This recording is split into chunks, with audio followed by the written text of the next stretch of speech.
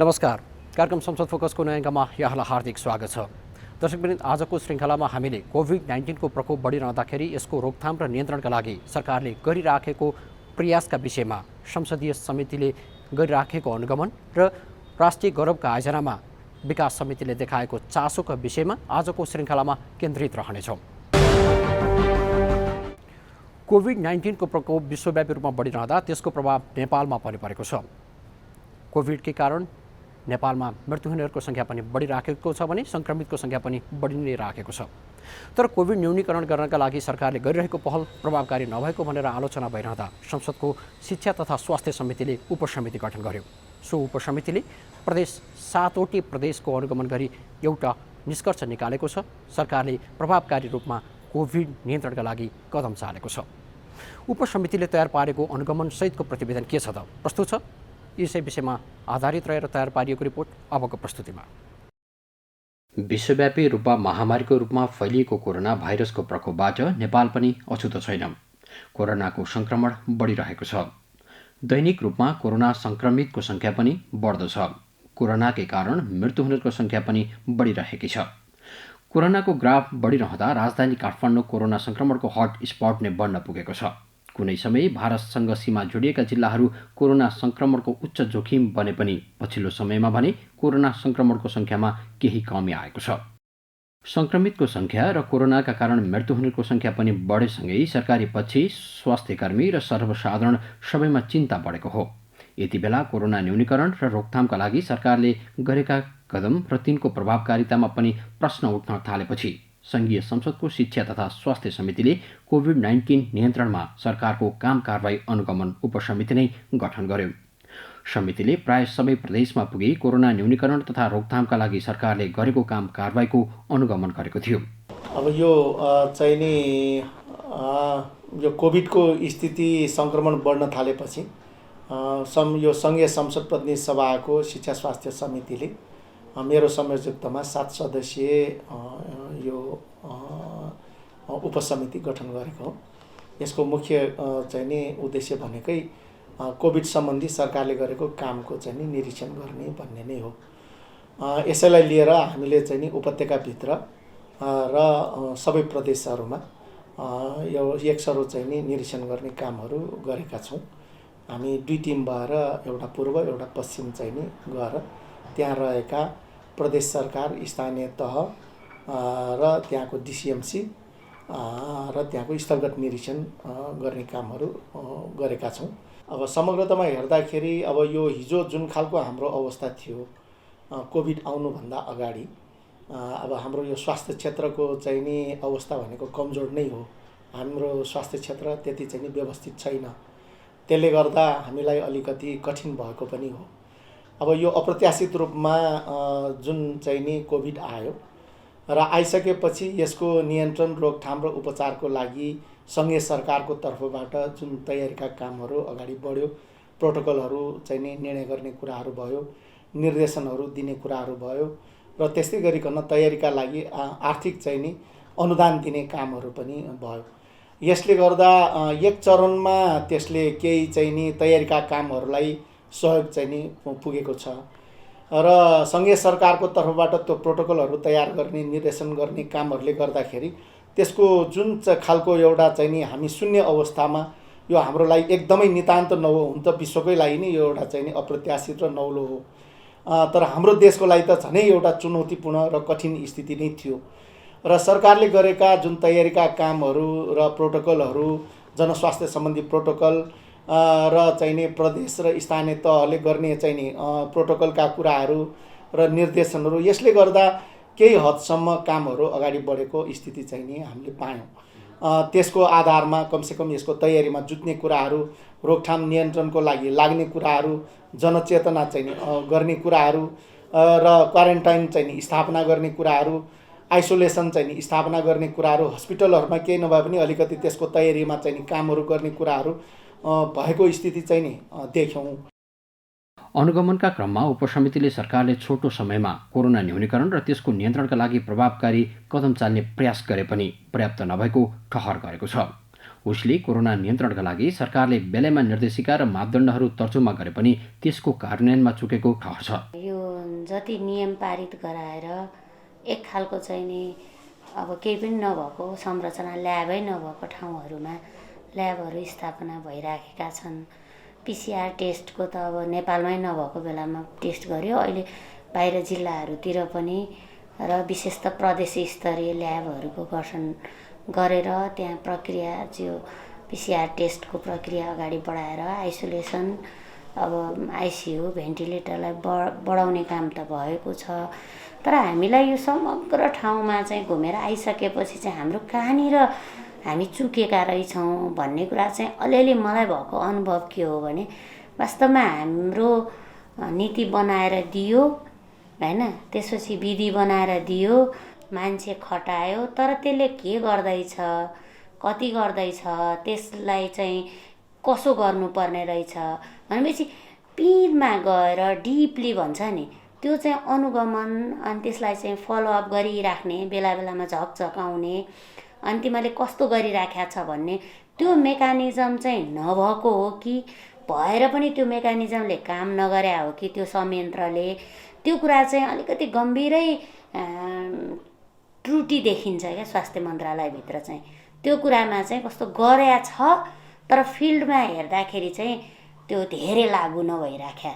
अनि त्यसले गर्दाखेरि अहिलेको मुख्य चुनौती भने चाहिँ मन्त्रालयले लिएका निर्णयहरू गरेका निर्णयहरू चाहिँ लागु भएको छ कि छैन भनेर त्यसलाई चाहिँ अनुगमन गर्ने, त्यसलाई बेला बेलामा चाहिँ नि पछ्याइरहने, फलोअप गर्ने त्यो काम चाहिँ कसले कसरी कति बेला गर्ने त्यो कुरामा चाहिँ हामीलाई यसो हेर्दाखेरि चाहिँ मन्त्रालयले गर्दै गरेन भन्न त अब सकिँदैन, तर त्यो पुगेको छैन। कोरोना भाइरस संक्रमण नियन्त्रण तथा रोकथाम गर्ने दिशामा सरकारले देशव्यापी लकडाउन गर्नुका साथै सटडाउन गरेको थियो। तत्काल कदम चालेको भन्दै धेरैले सरकारको प्रशंसा गरे पनि सुर समयावधिलाई सरकारले परीक्षणको दायरा बढाउने जस्ता काममा सदुपयोग गर्न नसकेको, ठोस कार्ययोजना बिनै राज्यद्वारा लकडाउन गरिएको र पछि त्यसै गरी खुकुलो पारिएका कारण पनि कोरोना संक्रमण फैलिन पुगेको भन्दै आलोचना भयो। तर उपसमितिले भने संघीयता कार्यान्वयनमा आएपछि तीन तहका सरकारबीच राम्ररी समन्वय हुन नसक्दा कतिपय काम प्रभावकारी हुन नसकेको तर्क छ। साथै कोरोना रोकथामका लागि प्रत्येक जिल्लामा प्रदेश मार्फत पैसा पठाइएको तर त्यसको सदुपयोग नभएको पनि सहमतिको ठहर छ। सरकारको आफ्नो ठाउँबाट तयारीका कामहरू गरे, प्रोटोकलहरू तयार गरे, निर्देशनहरू दिए, आर्थिक अनुदानहरू दिए। यो कुराहरूले हामीले बाहिर जिल्लाहरूमा हेर्ने हो भने केही कामहरू गरेको छ। त्यो एउटा एक खालको चाहिँ नि समन्वयमा त्यो व्यवस्थापन गर्ने कुराहरूमा रोकथाम नियन्त्रण उपचारको क्षेत्रमा त्यसले चाहिँ नि महत्त्वपूर्ण भूमिकाहरू खेलेका छन्। तर त्यसमा केही ग्यापहरू चाहिँ नि भएका छन्।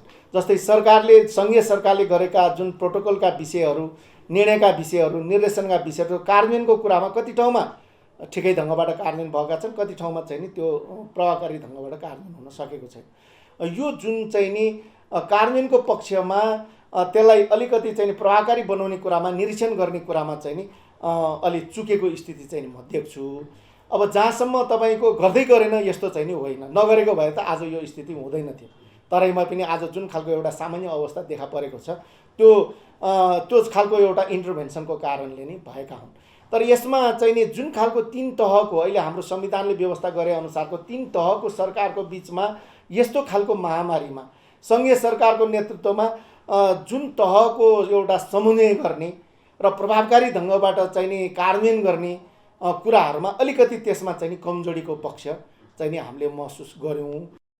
कोरोनाको संक्रमण बढेसँगै सरकारले सबै सरकारी अस्पताललाई कोभिड अस्पताल बनाउने र स्वास्थ्य सेवा विभागसँग भएको भेन्टिलेटर, आइसियु र अक्सिजन आदि सघन उपचारका लागि व्यवस्थापन गर्ने निर्णय गरिसकेको छ। अर्कोतर्फ कोरोना संक्रमितहरूको पर्याप्त आइसियु र भेन्टिलेटर नहुँदा सहज र प्रभावकारी उपचार पाउन सकेका छैनन् भने अधिकांश अस्पतालमा कोभिडका कारण छुट्याइएको आइसियु र भेन्टिलेटर बेड भरिएका छन्।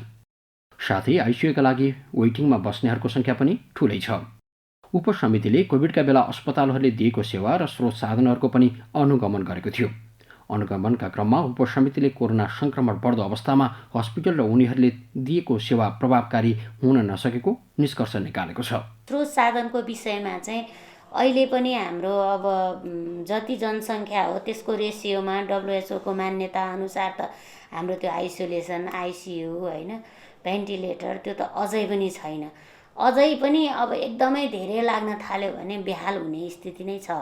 तर अब यहाँनिर देखिएको चाहिँ हाम्रै नेपालका इन्जिनियरहरू पनि ले चाहिँ जो भेन्टिलेटर अस्थायी खालका भए पनि बनाउँछन्, जुन खालको हाम्रो मेन पावरले गर्न सकिन्छ त्यो मेन पावरले गर्ने खालको त्यो इनोभेसन गरिरहेको छ नि, त्योलाई चाहिँ प्रयोग गर्ने र त्यसलाई परिचालन गर्ने र त्यही अनुसार काम अगाडि बढ्ने चाहिँ हाम्रो अलिकति दिमाग चाहिँ त्यतातिर सिङ्गो सरकारको दिमाग गएको छैन कि भन्ने चाहिँ कहिलेकाहीँ चिन्ताको विषय चाहिँ बनेको छ।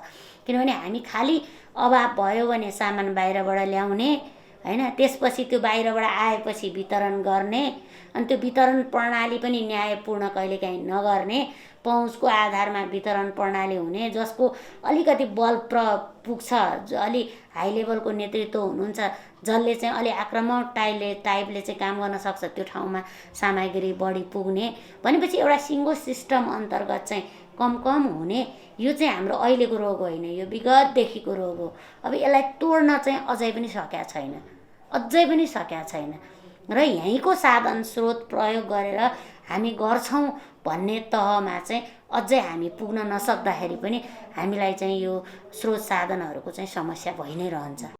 यस्तै उपसमितिले उपत्यका बाहिर कोरोना महामारीबाट बच्न सतर्कता नअपनाइएको र अत्याधिक हेलचक्राइ गरिएको पाइएको बताइएको छ।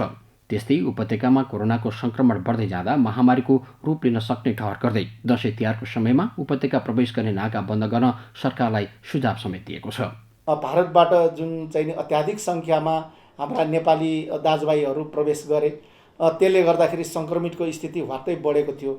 अहिले ती ठाउँहरू चाहिँ नि तल झरेको छ, सामान्य अवस्था बनेको छ र अहिले जहाँ हिजो हामीले ग्रिन एरिया भनेर उपत्यकालाई भन्यौँ, यो उपत्यका आज चाहिँ नि अत्याधिक सङ्क्रमित चाहिँ नि बढेको स्थिति बनेको छ र यो चाहिँ नि अब हटस्पटको रूपमा अहिले देखा परेको छ। गत भदौ 9 गते शिक्षा तथा स्वास्थ्य समितिको बैठकले जीवराम श्रेष्ठको नेतृत्वमा 7 सदस्यीय उपसमिति गठन गरेको थियो। राष्ट्रिय गौरवका आयोजनाहरूलाई सरकारले महत्त्व दिएको छ, तर राष्ट्रिय गौरवका आयोजनाहरू अपेक्षाकृत रूपमा अगाडि बढ्न सकिराखेका छैनन्, निर्माण हुन सकिराखेका छैनन्। के कारणले यी गौरवका आयोजनाहरू अगाडि बढ्न सकेका छैनन् त?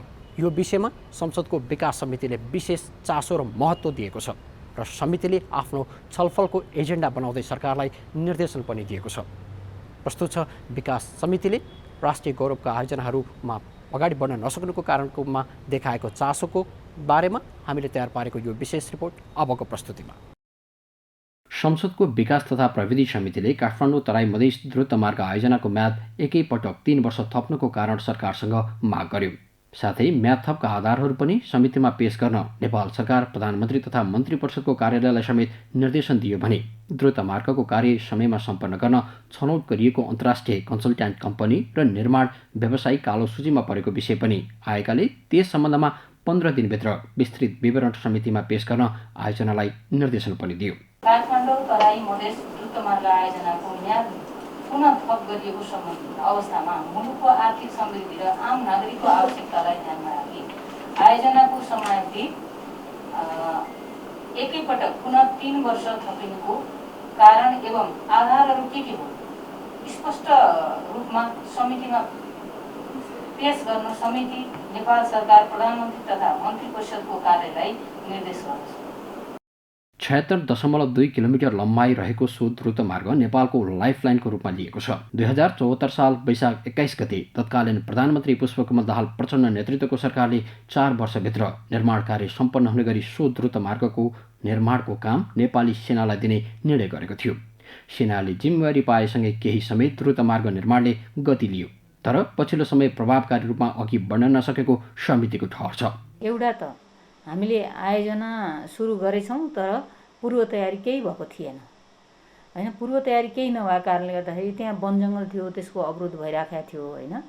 त्यसपछि अब अलाइनमेन्ट भनौँ डिपिआर इआइए भएको थिएन, आइई भएको थिएन हैन। अब चाहिँ 90 अरब लगभग चाहिँ आकलन गरिएको थियो, तर डिपिआर नभइकन भएको हुनाले हामीले के भन्यो भने काम ढिलो हुन्छ होला, पूर्व तयारी नगरी सुरु त गरिहाल्यो, तर पनि फेरि अब यसलाई डिपिआर तयार गरेर मात्रै काम अगाडि बढाइ भनेर भन्यो भने फेरि काम ढिला हुन्छ भनेर हामीले के भन्यो भने टेन्टेटिभली अस्थायी रूपमा भए पनि तपाईँहरूले डिपिआर तयार गर्दै गर्नुहोस् र कामलाई अगाडि बढाउँदै गर्नुहोस् भनेर हामीले भन्यौँ। जहाँ कि डिपिआरले गर्दा भोलि फेरि दोहोरो खर्च नहुने जुन खालको ठाउँमा चाहिँ निश्चितता छ त्यसलाई चाहिँ समातेर काम अगाडि बढाउनु भनेर भन्यौँ। सजिलो ठाउँमा गरिएको छ, निजगढदेखि चाहिँ यो चुरेको फेदीसम्म गरिएको छ, बुदुनी लगायतका बस्ने भनौँ न ठाउँमा गरिएको छ, महादेव बेसीदेखि के अरे यता माथि ठोकनासम्मको चाहिँ क्षेत्रलाई गरिएको छ। त्यस कारणले यो सुविधा भएका ठाउँहरूमा सजिला ठाउँहरूमा मात्रै कटिङ फिलिङ गरेर त मतलब छिटो सकिँदैन।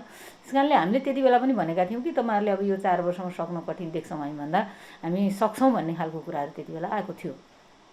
यद्यपि समितिलाई त्यो विश्वास थिएन, तर पनि अब प्राविधिकले भनेको त हामी त प्राविधिक त होइनौँ। त्यस कारण त्यसरी हेरिरहेका थियौँ र तथापि यो डिपिआर तयार भइसकेको सन्दर्भमा 80 देखि 81 सालसम्ममा हामी 80-81 सम्म हामी सक्छौँ भनेर एक खालको चाहिँ 76 भदौमा चाहिँ यो मन्त्री परिषदको निर्णयले 76 भदौमा 80 देखि 81 सम्म यो चाहिँ फास्ट्याग सकाउने भनेर जुन खालको चाहिँ निर्णय गर्यो, तत्पश्चात कामहरू अगाडि बढिरहेको सन्दर्भमा चाहिँ अझै पनि के लाग्छ भने 80-81मा सकिन्छ भनिएको छ, तर हाम्रा प्रोसेसहरू धेरै छन्। हेर्नुहोस् होइन, प्रोसेसहरू छन्। अब हाम्रा प्रवृत्तिहरू पनि, हाम्रा चाहिँ कार्यशैलीहरू पनि हिजो जे थियो त्यो खालको त खासै परिवर्तन हुन सकेको अवस्था यो चाहिँ काममा व्यवहारमा हेर्दा देखिएको छैन। संसदको विकास समितिले राष्ट्रिय गौरवका आयोजनाहरूमा भइरहेका काम र प्रगतिबारे दिएको निर्देशन पछिल्लो उदाहरण हो। समितिले प्रायजसो राष्ट्रिय गौरवका आयोजनाको प्रगति र समीक्षा गर्ने र आवश्यक निर्देशन दिँदै आएको छ। अहिले पनि यी राष्ट्रिय गौरवका आयोजना निर्माणाधीन अवस्थामा छन् भने संसदीय समितिको पनि छलफलको एजेन्डा बन्न छाडेको छैन। विशेष गरी मेलम्ची खानेपानी, निजगढ विमानस्थल, हुलाकी सडक लगायतका आयोजनाको विषयमा समितिले पटक पटक छलफल गरिरहेको छ। समितिले ती गौरव आयोजनाको कार्य प्रगति र समयसीमाभित्र आयोजना सक्न सम्बन्धित निकायलाई पटक पटक निर्देशन पनि दिँदै आएको छ। तर समितिको निर्देशनमा नै सीमित बन्न पुगेका छन्। समिति सभापति कल्याणी कुमार खड्का समितिले पटक पटक निर्देशन दिए पनि त्यसको प्रभावकारी कार्यान्वयन नभएको बताउनुहुन्छ। अर्कोतर्फ काठमाडौँ तराई मधेस द्रुत मार्ग मात्र नभई राष्ट्रिय गौरवका अन्य आयोजनाको प्रगति विवरण पनि अपेक्षाकृत अघि बढ्न नसकेको समितिको ठहर छ। अब अन्य आयोजनाको हकमा पनि हेर्नुहोस् है, कस्तो छ भने जस्तै हामीसँग हुलाकी सडक छ, त्यसै गरेर मध्य पहाडी पुष्पलाल मध्य पहाडी छ, त्यसै गरेर हाम्रो चाहिँ मदन भण्डारी सडक छ, त्यसै गरेर हाम्रो चाहिँ मेलम्ची भयो, यो पनि हाम्रो मन्त्रालय के अरे समिति अन्तर्गत पर्ने भयो।